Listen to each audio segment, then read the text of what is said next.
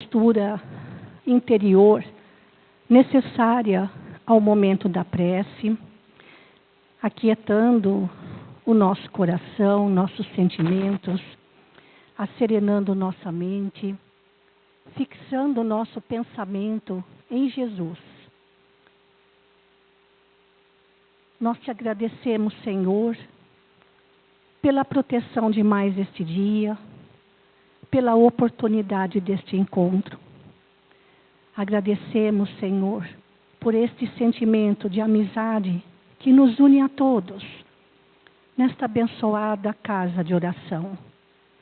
Agradecemos pela presença dos benfeitores espirituais, responsáveis pela tarefa deste dia. E nós te rogamos, Senhor, ajuda-nos a compreender a vossa vontade a nosso respeito. Abre o nosso entendimento para bem compreendermos os teus ensinamentos e a tua vontade, para que cada vez mais consigamos aplicá-los no nosso dia a dia, sempre mais e melhor. Que esta manhã, Senhor, onde nos reunimos para estudar o teu Evangelho à luz do Espiritismo, possa ser de muita paz e harmonia para todos nós nos dois campos da vida. Que assim seja, Pai. Graças a Deus. Bem, nós estamos no capítulo 4, que trata da reencarnação. E como dissemos no mês seguinte, é um assunto bastante atraente na doutrina espírita. E nós precisamos sempre de um embasamento bastante forte para não nos deixarmos levar por fantasias em torno deste assunto. Eu coloquei no mês passado, eu coloquei uma relação de algumas obras espíritas interessantes para quem quiser se aprofundar um pouco mais nesse tema. Então, eu torno a colocar aqui para quem não esteve no mês passado. Além do Livro dos Espíritos, Kardec trata disso na segunda parte, nos capítulos 4 e 5. Nós também temos no livro A Gênese de Kardec, no capítulo 11, dos itens 17 a 37, ele torna a falar sobre a reencarnação. Temos a obra de Gabriel Delane falando sobre a reencarnação. Gabriel Delane foi contemporâneo de Kardec. Na verdade, era menino. E a família de Gabriel Delane era muito próxima a Kardec. Tanto é que Gabriel Delane, menino, costumava se sentar ao colo de Kardec para falar sobre espíritos e espiritismo. Temos a magistral obra de Leon Denis, O Problema do Ser, do Destino e da Dor. E é na segunda parte, onde ele trata do problema do destino, que ele aborda profundamente o tema reencarnação. Então, quem tem essa obra e quiser pegar diretamente a segunda parte para estudar um pouco mais sobre esse assunto, essa obra de Leon Denis é fundamental. E também nós temos um livreto do Hermínio Miranda que trata sobre a reencarnação na Bíblia, mostrando para a gente trechos do Antigo Testamento onde o conceito de múltiplas existências estava subentendido. Então fica aí essas anotações para... Tudo bem? Posso passar? Para quem estava aí fazendo suas anotações. Então vamos lá. No mês passado, nós começamos com ressurreição e reencarnação e abordamos somente os três itens do Evangelho citado por Kardec. Esse capítulo é um pouco extenso e até mesmo essa instrução de Kardec falando sobre ressurreição e reencarnação é um pouco extenso, então nós não vamos terminar hoje. Pois bem, nesse estudo de hoje, nós vamos tratar de uma passagem muito conhecida no Evangelho, que é o encontro entre Jesus e Nicodemos.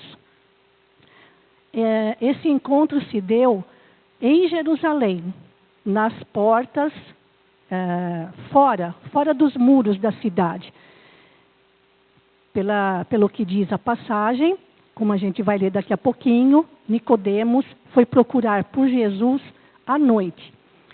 Mas nós também temos algumas informações do professor Severino Celestino, profundo conhecedor do hebraico, do judaísmo, que tem um programa denominado Abrindo a Bíblia, na TV Mundo Maior, e entre uma das suas obras, nós temos este livro, O Evangelho e o Cristianismo Primitivo, onde ele traz algumas informações a respeito de Nicodemos, que nós não encontramos no Evangelho. Então, a palavra Nicodemos significa poderoso entre o povo. E realmente Nicodemos era poderoso no sentido de ser um doutor da lei, um fariseu, rico, intelectualizado, profundo conhecedor das Escrituras Sagradas, era mestre, portanto, ele também ensinava a interpretar as Escrituras, socialmente, politicamente, religiosamente, ele era de fato um homem de grande destaque em Jerusalém. Mas ele estava num momento muito peculiar da sua vida. Na época, ele havia completado 71 anos. E nós sabemos, para aqueles que já atravessaram os portais dos 50, nós temos mais passado do que futuro aqui na Terra. E entre os judeus, havia um costume de, na época, no dia do aniversário, eles lerem o salmo correspondente à idade que estavam completando. E Nicodemos havia completado 71 anos. Então ele foi, e isso quem conta é Severino Celestino nessa obra do Evangelho. E ele conta então que Nicodemos foi buscar o salmo correspondente à sua idade, a idade de 71 anos. E o Salmo 71 é justamente uma súplica de um ancião a Deus. E mais especificamente, no versículo 9, diz assim: não me rejeites na minha velhice. Quando me faltarem as forças, não me desampares. Aliás, é um salmo muito bonito, justamente para aqueles que estão cheios de experiências da vida, né? Pois bem, apesar de todo o poder de Nicodemos, alguma coisa não estava muito bem com ele, interiormente falando.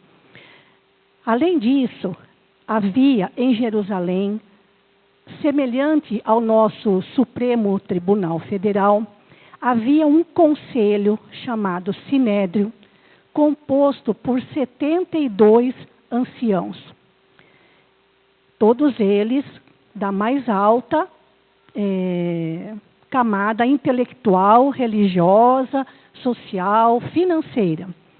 E esse tribunal, esse sinédrio, neste sinédrio fazia parte o sumo sacerdote Caifás, e acima do sumo sacerdote havia como se fosse um presidente. Só que ele era chamado de príncipe dos fariseus. Esse príncipe, chefe supremo do sinédrio, era Nicodemos. Então ele não era pouca coisa na época. Mas a idade já havia chegado. Naquela época, chegar aos 70 anos era algo extraordinário. E nesse período da vida, aliás, não precisa nem chegar nos 70, basta a gente passar dos 50, pensando que o que vamos fazer do tempo que nos resta aqui na Terra. Nicodemos andava desassossegado, porque embora ele fizesse parte do sinédrio, o sinédrio tinha como várias funções na questão jurídica, na questão religiosa, na questão política, social e também na questão do ensino, responsável pelas diversas escolas religiosas na época para a interpretação das Escrituras. Então, Nicodemos beneficiou muita gente, mas muita gente que fazia parte do seu grupo. Não beneficiou os mais necessitados. Sabendo dos feitos de Jesus, decidiu buscar por ele. E aí surge o famoso diálogo entre os dois, que Kardec citou aqui no capítulo 4. Então vamos lá.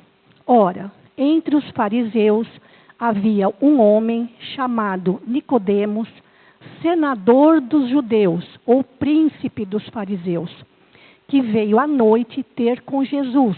Ele disse, então ele foi buscar Jesus à noite, justamente para não ser identificado. Pensem bem, a alta postura, a alta posição que ele tinha na sociedade da época. E Jesus estava fora das muralhas. Então ele estava junto com os pobres. Aí Nicodemos diz para Jesus, mestre, sabemos que vieste da parte de Deus para nos instruir como um doutor. Porquanto ninguém poderia fazer os milagres que fazes se Deus não estivesse com ele. Ora, dizendo isso, Nicodemos era como se ele já tivesse ido com um discurso pronto para Jesus. Mediante tudo que ele já deveria ter ouvido e até mesmo talvez visto Jesus realizando. Mas a resposta de Jesus para Nicodemos parece que não tem nada a ver com o que Nicodemos falou. Olha o que Jesus respondeu para ele. Jesus lhe respondeu, em verdade, digo-te, ninguém pode ver o reino de Deus se não nascer de novo. Mas não parece meio fora de contexto que Nicodemos chega com um discurso pronto para ele e Jesus responde outra coisa? Por que será? Porque Jesus conhecia o drama íntimo, espiritual, pelo qual Nicodemos estava passando naquele período da sua vida, já com mais de 70 anos de vida. Nicodemos respondeu, como pode nascer um homem já velho? Era como ele se considerava. Aliás, parece que naquela época, como atualmente, a sociedade dá mais importância aos jovens e às crianças e quase nenhuma importância aos idosos. Parece que na época não era muito diferente. E Nicodemos continua, pode tornar a entrar no ventre de sua mãe para nascer segunda vez? Ele tomou a palavra ao pé da letra. Então, continuando. E Jesus falou, em verdade, digo-te, se um homem não renasce da água e do Espírito, não pode entrar no reino de Deus. O que é nascido da carne é carne, e o que é nascido do Espírito é Espírito. Nós vamos deixar as explicações para as colocações de Kardec, porque senão a gente passaria um bom tempo só falando dessas palavras de Jesus para Nicodemos. Não te admires de que eu te haja dito ser preciso que nasças de novo.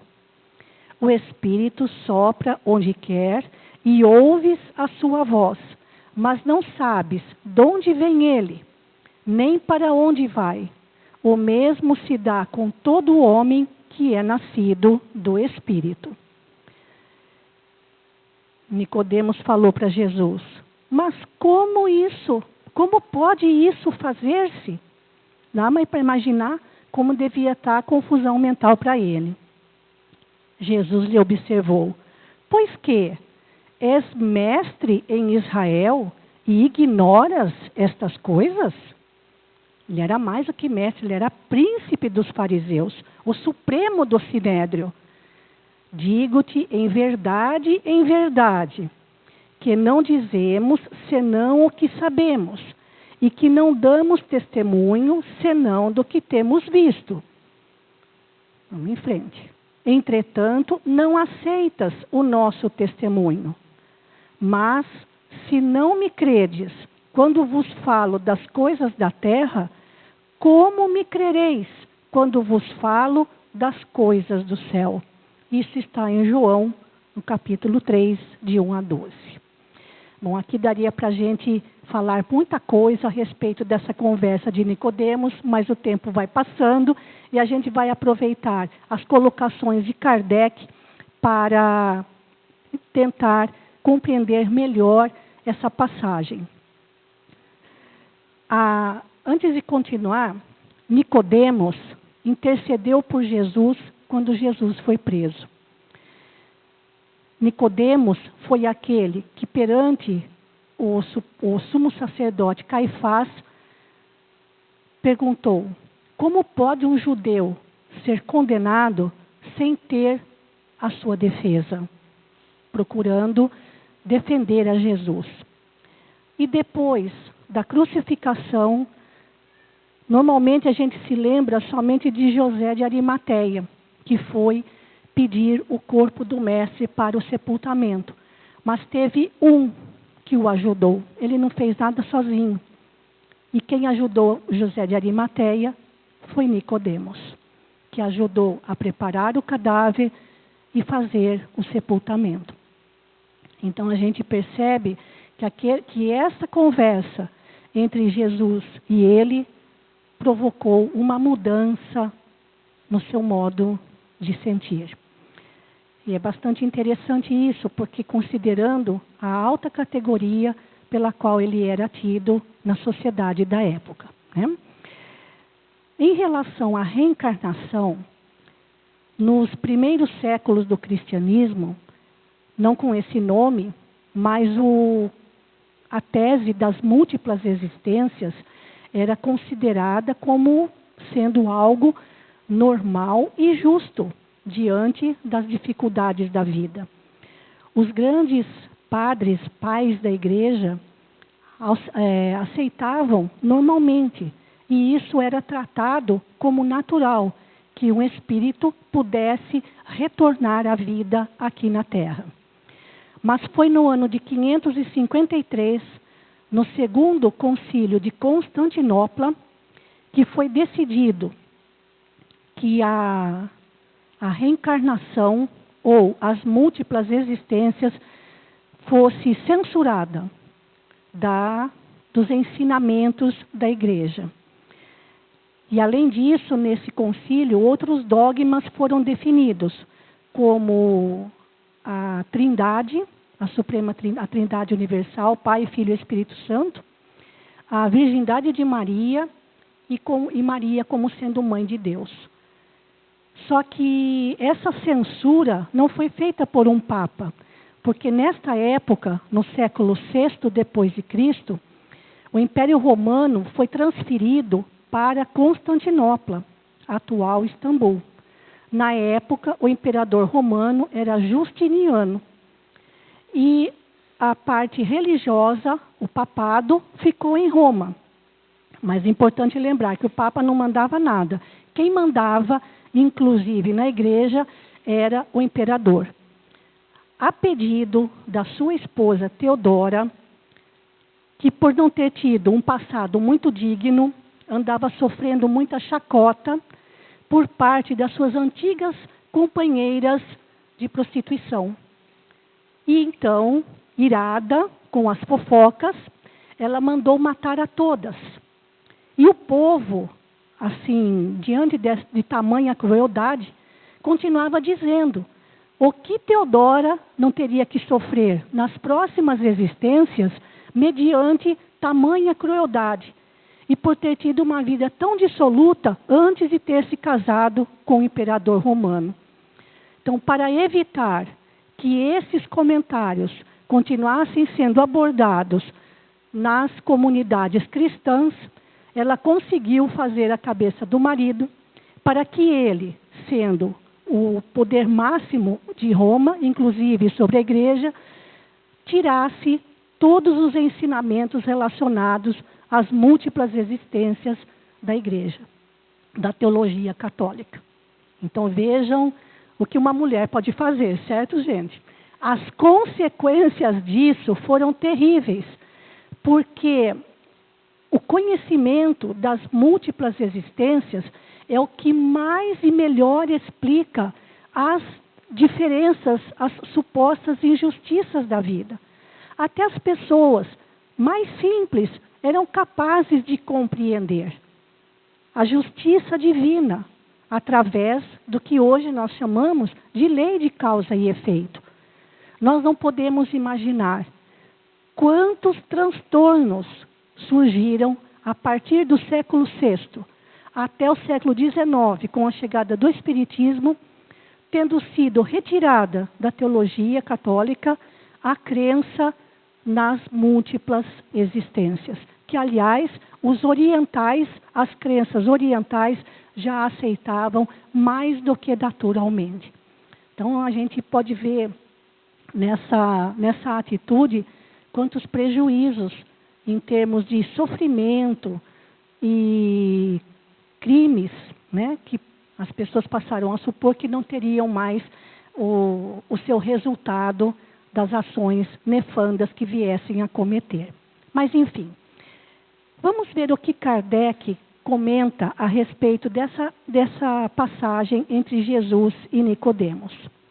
Ele diz: a ideia de que João Batista era Elias e de que os profetas podiam reviver na terra se nos depara em muitas passagens dos evangelhos, notadamente nas acima reproduzidas, que foram os itens 1, 2 e 3 que a gente trabalhou no mês passado.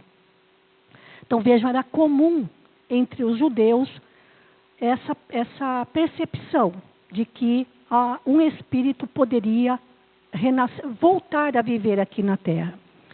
Se fosse errônea essa crença, Jesus não houvera deixado de a combater, como combateu tantas outras. Longe disso, ele a sanciona com toda a sua autoridade e a põe por princípio e como condição necessária, quando diz: ninguém pode ver o reino de Deus se não nascer de novo.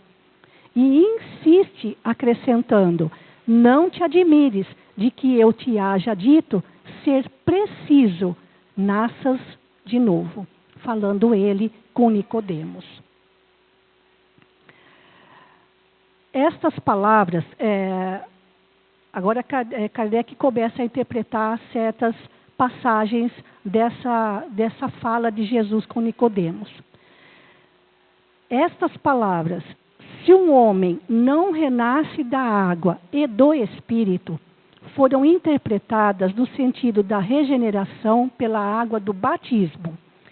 Para muitas crenças religiosas, essa passagem de Nicodemos, se possível, é sempre pulada, porque eles interpretam esse nascer de novo como sendo a adesão do crente àquela igreja. E para formalizar essa adesão, eles passam pela cerimônia do batismo. E no batismo usa-se a água. Então, formalizando esse renascimento, é assim que eles interpretam essas palavras de Jesus a Nicodemos.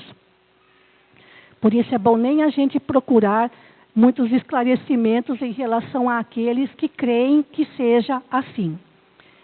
Mas o texto primitivo rezava simplesmente: não renasce da água e do Espírito, ao passo que em algumas traduções as palavras do Espírito foram substituídas pelas seguintes: do Santo Espírito, o que é bem diferente, o que é pior, Espírito Santo, o que já não corresponde ao mesmo pensamento. Então, se eu trocar renascer da água e do Santo Espírito, assim, o que eu acho mais incrível, a dificuldade em se explicar racionalmente o significado dessa passagem. Mas vamos na linha do pensamento de Kardec. Então, a gente sabe também que os textos originais foram alterados em muitos pontos. E uma delas é essa questão do Espírito Santo. A melhor forma de entender o Espírito Santo é trocar o santo de lugar. Bota o santo na frente do Espírito e a gente entende bem que se trata de um Espírito redimido, santificado, e não de uma individualidade que ninguém sabe exatamente quem é. Mas isso é outra história. Esse ponto capital ressalta dos primeiros comentários a que os evangelhos deram lugar, como se comprovará um dia sem equívoco possível. Bom, se um imperador romano, que mandava em tudo e em todos, e até mesmo no cristianismo nascente, porque a partir do século III, do século IV, com o imperador Constantino, foi liberado o culto aos cristãos. Mas isso não foi porque realmente eles estavam interessados nos ensinamentos de Jesus. Eles estavam mais interessados mesmo em continuar controlando a crença religiosa. E a gente sabe, por aqueles que estudam bem prontamente os evangelhos, quantas modificações foram feitas dos textos originais. Se o imperador foi capaz de tirar uma tese das múltiplas existências, o que ele não terá feito para trocar algumas palavras, retirar um pedaço do texto ou inserir outros conforme os seus interesses materiais. É o que acontece nessa passagem. Agora vamos ao verdadeiro sentido dessas palavras, como ensina Kardec. Para se apanhar o verdadeiro sentido dessas palavras, cumpre também se atente na significação do termo água, que ali não for empregado na acepção que lhe é própria. Muito imperfeitos eram os conhecimentos dos antigos sobre as ciências físicas. Eles acreditavam que a terra saíra das águas e, por isso, consideravam a água como elemento gerador absoluto. E os judeus ainda consideravam dois tipos de água. A água corrente era fonte de vida e a água parada era sinônimo de morte. Aí Kardec cita alguns trechinhos lá do comecinho da Gênese da Bíblia, na formação do mundo, onde a palavra água surge muitas vezes. Assim é que na Gênese se lê: o Espírito de Deus era levado sobre as águas, flutuava sobre as águas, que o firmamento seja feito no meio das águas, que as águas que estão debaixo do céu se reúnam em um só lugar e que apareça o elemento árido, no caso a terra, o solo. Que as águas produzam animais vivos que nadem na água e pássaros que voem sobre a terra e sobre o firmamento. Esse é o comecinho da formação do mundo, segundo a gente encontra na Gênesis, o primeiro livro da Bíblia. Então, o que a gente tira aqui é: a água era o gerador da vida, mas gerador da vida material. Né? Segundo essa crença, a água se tornara o símbolo da natureza material, como o espírito era o da natureza inteligente. É o que ensina o Espiritismo. Nós temos dois princípios básicos: o princípio material e o princípio inteligente, ou o princípio espiritual. Quando os dois se unem, aparecemos nós na fita, né? Estas palavras, se o homem não renasce da água e do espírito, ou em água e em espírito, significam, pois, segundo Kardec, se o homem não renasce com seu corpo e sua alma. É nesse sentido que, a princípio, as compreenderam. Ou seja, eles sabiam muito bem, nos primeiros tempos do cristianismo, a que Jesus havia se referido. A união da alma com a matéria, representada aqui pelo elemento da água. Tal interpretação se justifica, aliás, por estas outras palavras. O que é nascido da carne é carne, e o que é nascido do espírito é espírito. Jesus estabelece aí uma distinção positiva entre o espírito e o corpo.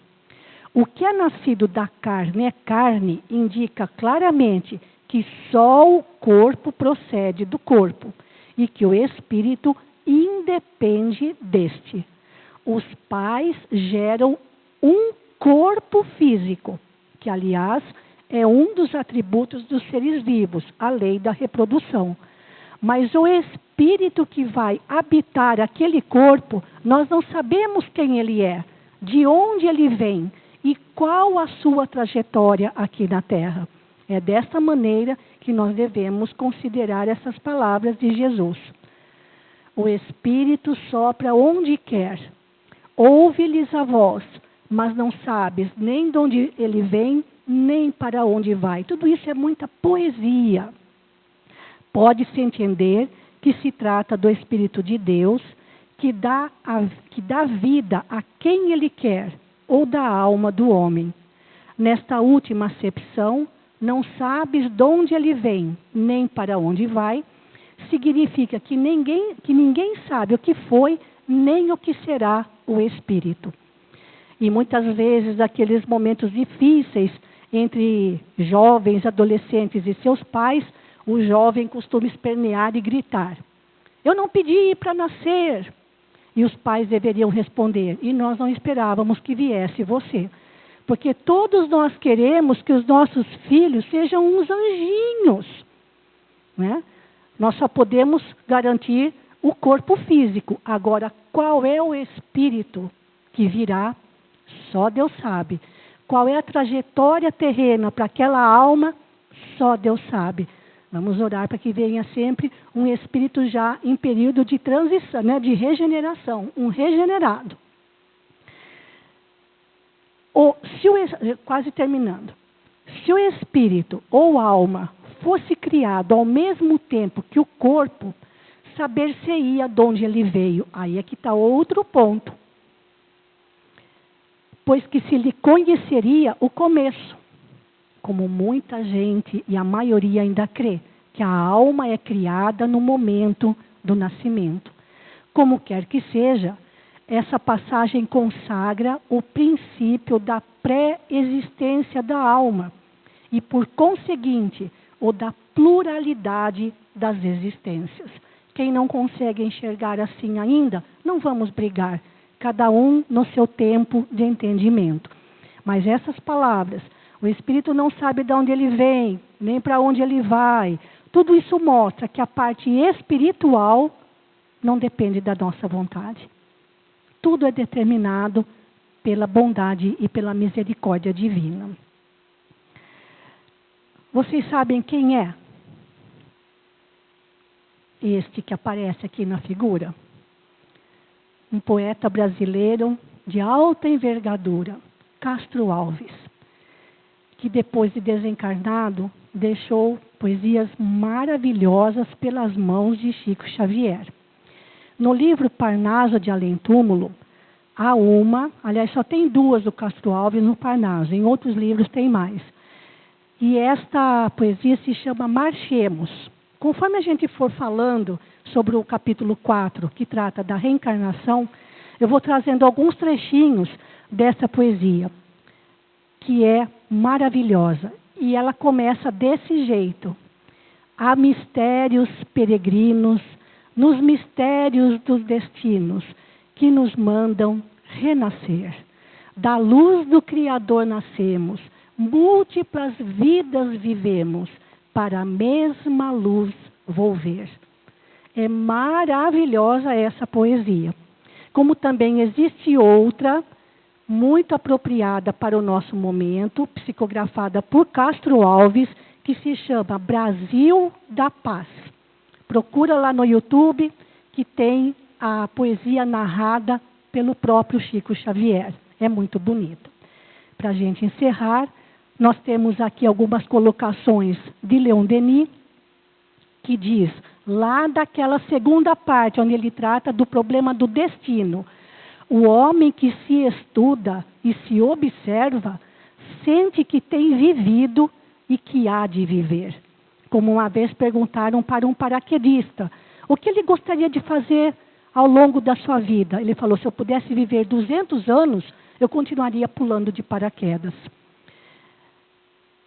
E daí Joana de Ângeles, num livro chamado Alerta. Fadado ao infinito. Nós tivemos começo, não teremos fim. O espírito nasce e renasce no corpo para progredir. Não é castigo.